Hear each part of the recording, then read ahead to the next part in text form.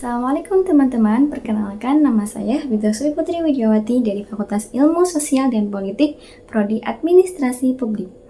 Saya di sini akan membuat konten tentang tokoh inspiratif yang bisa memotivasi semua orang. Kalau ngomong-ngomong tentang tokoh inspiratif tuh tokoh yang sangat kita cintai atau yang sangat kita kagumi ya kan? Kalau gitu, simak video berikut untuk bisa tahu tokoh inspiratif yang bisa memotivasi kalian untuk jadi yang lebih baik lagi.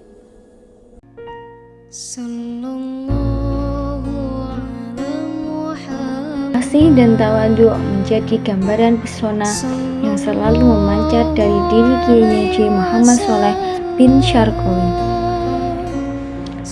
Sosok guru ngaji yang berlatar belakang pendidikan pesantren, berdiri sekaligus pengasuh pondok pesantren At-Tanwir Talun, Kecamatan Sumberjo, Kabupaten Bojonegoro.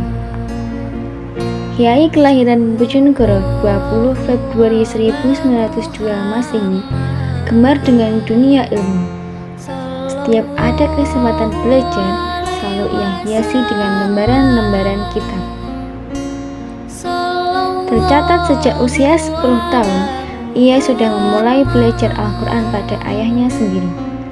2 tahun kemudian, meneruskan ngajinya kepada Kiai Umar Sumberjo dengan mengaji kitab Sulam Safinah dan Sulam Taufik.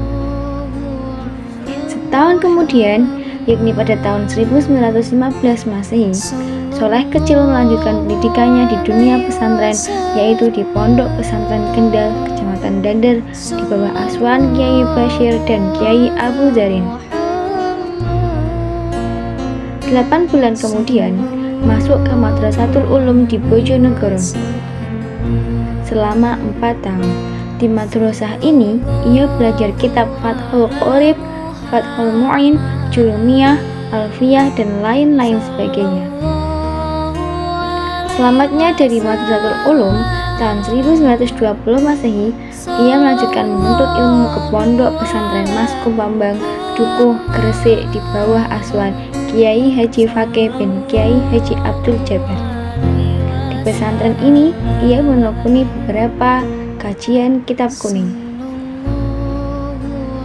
Ibarat orang minum air laut, semakin banyak maka semakin haus. Bersama 5 orang teman mondoknya, ia bertekad berangkat haji dan berencana mendalami ilmu agama di pusat keilmuan Makkah Al-Mukarramah.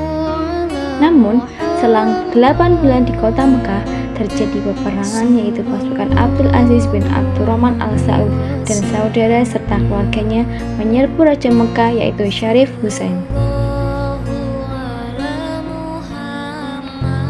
Sepulang dari tanah suci Mekah, ia diminta oleh gurunya Kiai Haji Fakih untuk mengajar di Pondok Pesantren Maskum Bambang.